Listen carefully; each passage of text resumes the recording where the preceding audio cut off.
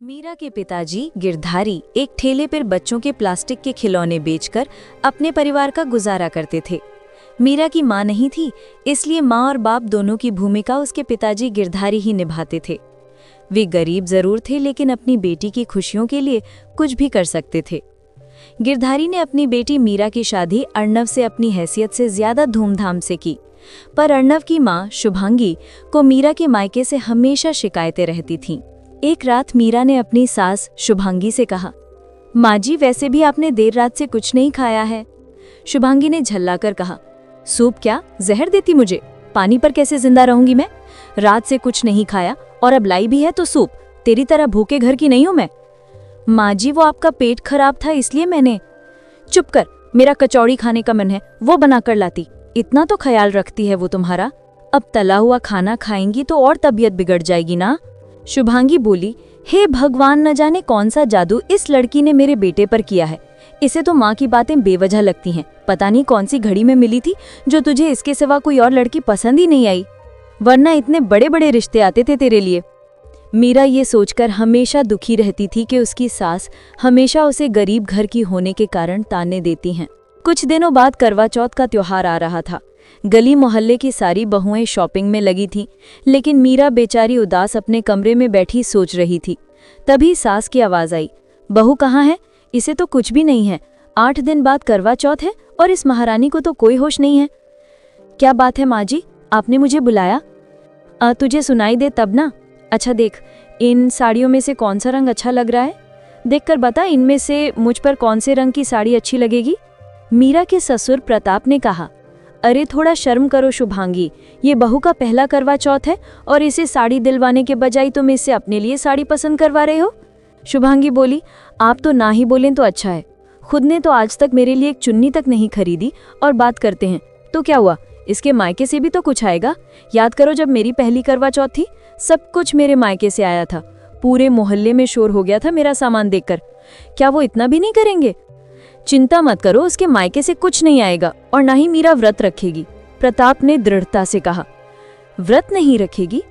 जानता भी है ये व्रत स्त्रियां अपने पति की लंबी उम्र के लिए रखती हैं। अगर इसने व्रत नहीं रखा और तुझे कुछ हो गया तो? मीरा शुभांगी की बात सुनकर उदास हो गई। वो सोचने लगी, पिताजी कहाँ से करेंगे सब कुछ? अभी तो मेरी शादी का ही कर्ज नहीं उतरा, फिर किस मुंह से कहूँ उनसे? माँ, काश आप जिंदा होती तो सब ठीक कर लेती। अगले दिन शुभांगी बोली, बहू, मैं अपनी सहेलियों के साथ पार्लर जा रही हूँ। करवा चौथ है तो पार्लर तो जाना ही पड़ेगा ना। अच्छा चलती हूँ, गैस पर दूध रखा है, जरा देख लेना। मीरा को बहुत दुख हुआ कि उसकी सास करवा चौथ की तैयारी में लगी हुई हैं और उसकी तो पहली करवा चौथ है, लेकिन उसकी कोई तैयारी नहीं। अर्णव ने भी व्रत रखने को मना कर दिया। वो सोचने लगी, क्या करूं? पिताजी से बोल ही देती हूँ, पहला त्योहार है, कुछ तो लाना ही पड़ेगा। मीरा ने अपने पिताजी गिरधारी को फोन किया और बोली, पिताजी, मेरा पहला त्योहार है, ज्यादा कुछ नहीं तो शगुन का सामान तो ले ही आना। तो गिरधारी ने कहा, तू चिंता मत कर बेटी, बेशक तेरी माँ नहीं है, लेकिन दुनिया के रिवाज तो मैं भी अच्छे से जानता हूँ। शुभांगी ने अपनी बहू को सुनाकर कहा, मैं मेहंदी लगवाने जा रही हूँ। मीरा बोली, माँ जी, मेहंदी तो मुझे भी लगवानी है। शुभांगी ने तंज कसते हुए कहा, तब कह देना अपने पिताजी से, तेरे मायके से मेहंदी आएगी वही तो लगेगी, नहीं तो बैठ यही आराम से। मुझे मालूम है उनके पास खाने को दाने नहीं है, तो त्योहार कहाँ से लाएंगे? अपनी सास की बात सुनकर मीरा अपने आंसू नहीं रोक पाई और अपने कमरे में जाकर अपनी माँ को याद करने लगी। तभी किसी का फोन आया। फोन पर किसी ने बताया कि गिरधारी का ठेला पलटने से वो बाजार में रोड पर पड़े हुए हैं और उनके सिर में बहुत चोट लगी है। मीरा सोचने लगी, हे भगवान, मैं क्या करूं? माँ जी भी घर पर नहीं है और अर्णव का फोन भी नहीं लग रहा। ऐसा करती हूँ कि घर का दरवाजा बंद करके मैं ही चली जाती हूँ। जब मीरा वहां पहुंची तो गिरधारी बेहोश पड़े हुए थे। मीरा ने घबराकर पूछा, पिताजी, ये क्या हो गया आपको? हे भगवान, सिर में से कितना खून बह रहा है। इन्हें जल्दी से हॉस्पिटल ले जाती हूँ। मीरा लोगों की मदद से गिरधारी को हॉस्पिटल ले जाती है। डॉक्टर कहता है, बहुत ज्यादा खून बह जाने की वजह से इनकी जान भी जा सकती थी।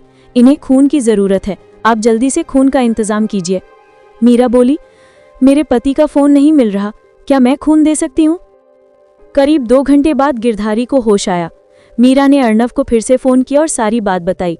अर्णव और शुभांगी दोनों हॉस्पिटल दौड़े आए। शुभांगी घबराकर बोली, अरे ये क्या हो गया है आपको? अगर आपको कुछ हो जाता तो मेरा क्या होता? आज तो मैं मर ही गया था शुभांगी। अरे ऐसे क्यों बोलते हो? कल करवा चौथ है, करवा माँ ने आपकी जिंदगी बख्श दी मुझे। आज मीरा ने जिंदगी दी है।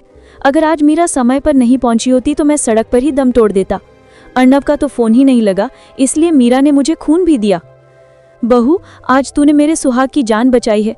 मैं तेरा एहसान जिंदगी भर नहीं भूलूंगी। ऐसे मत बोलिए, ये मेरे भी तो पिताजी हैं। प्रताप ने शुभांगी से कहा। माँ, आपने हमेशा मीरा को ताने दिए, लेकिन बुरे समय में इंसान साथ ना हो तो पैसा भी बेकार है।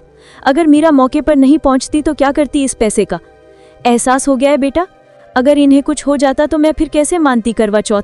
मुझे माफ कर दे मीरा। शायद करवा माँ ने मुझे मेरी गलती का एहसास दिलवाने के लिए सब किया है। माँ जी, दिल छोटा मत कीजिए। पिताजी अब बिल्कुल ठीक हैं। रात तक डिस्चार्ज हो जाएंगे और फिर कल हम दोनों अपने अपने पतियों की लंबी उम्र के लिए करवा चौथ का व्रत रखेंगे। हाँ बहू, जरूर। अब तो घर जाकर कल की तैयारी कर, मेहंदी लगा और पार्लर जा, और कल इस तरह से तैयार होना कि पूरे मोहल्ले को पता चले कि मेरी बहू लाखों में एक है। और हाँ, अपने पिताजी से बोल देना कि किसी बात की चिंता ना करें, बस शगुन के नाम का त्योहार ले आए। बाकी तो मैं हूं ना, मैं तुझे सब कुछ लाकर दे दूंगी। मीरा की आंखों में खुशी के आंसू थे। उसने कहा, माँ जी, आज ऐसा लग रहा है कि मेरी माँ मरी नहीं है बल्कि वापस लौट आई है। मुझे भी बहू के रूप में तुम्हारी जैसी बेटी मिल गई है। गिरधारी ने राहत की सांस ली। देख रहे हो बेटा, सास बहू का प्यार, भगवान करे ये प्यार हमेशा ऐसे ही बना रहे। अगले दिन दोनों सास बहू ने करवा चौथ का व्रत रखा और चांद देखकर अपने पतियों के हाथ से पानी पीकर व्रत खोला।